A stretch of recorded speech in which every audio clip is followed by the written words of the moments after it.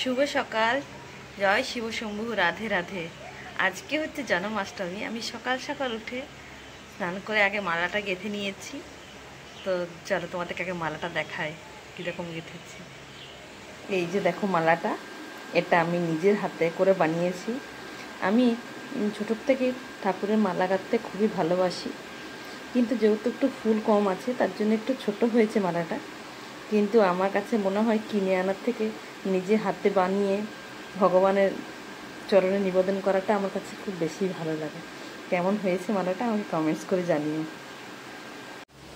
আজকে আমি নিজের হাতে ঠাকুরের ভোগ প্রস্তুত করব, তার জন্য কাল থেকে মোটামুটি অনেকটা আমি সব গুছিয়ে বাগিয়ে রেখেছি।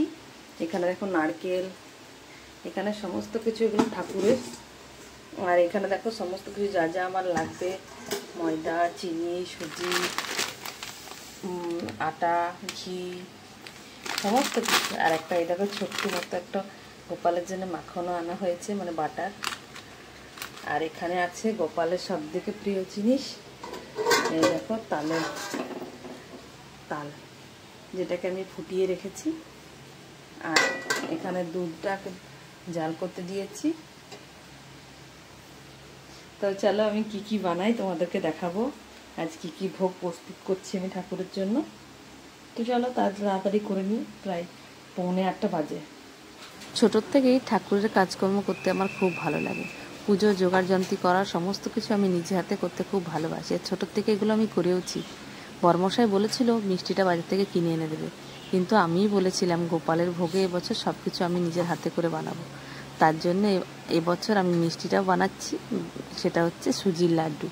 সুজি, ঘি, ড্রাই ফ্রুটস দিয়ে লাড্ডু বানাচ্ছি। দেখতেই পাচ্ছ আমার লাড্ডুগুলো অনেকগুলো বানানো হয়ে গেছে, আর কটা মাত্র হলেই শেষ। ভোগ বানানোর কাজ আমার অনেকটা এগিয়ে গেছে। এবার বানাচ্ছি তালের বড়া, যেটা নাকি গোপাল খেতে খুব ভালোবাসে, যেটা ছাড়া নাকি গোপালের পুজোই হয় না। আমি এদিকে লুচিটা বানাচ্ছি, আর দুষ্টুটা রয়েছে ঘরের ভেতরে। চলো তোমাদেরকে একবার ওকেও দেখাই যে দুষ্টু কি করছে। সব সমতে খালি দুষ্টুমি করে, জানো। চলো তোমাদেরকে একবার দেখিয়ে নিয়ে আসি, তারপর না হয় আমি লুচিটা বের করব। চলো।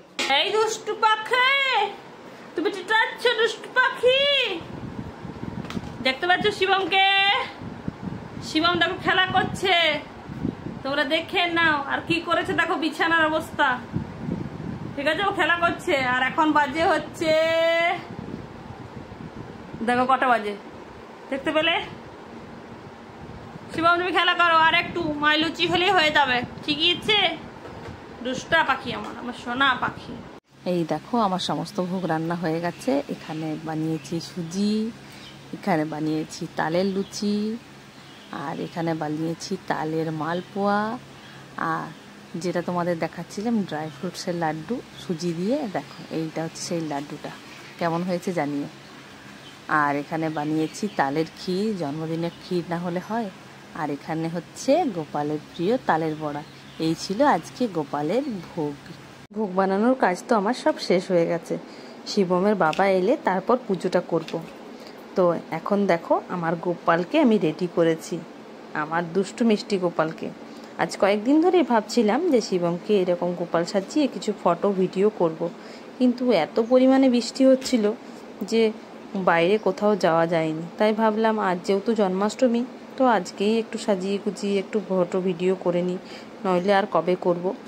তো প্রথমে ওকে আমি একটুখানি খালি গায়ে রেডি করেছিলাম, এরপর জামা প্যান্ট পরিয়ে দেখো ছাদে চলে এসেছি। একটু বৃষ্টিটা থেমেছে, তো এখন একটু ভিডিও শ্যুট করে নিচ্ছি, একটু ফটো তুলে নেব।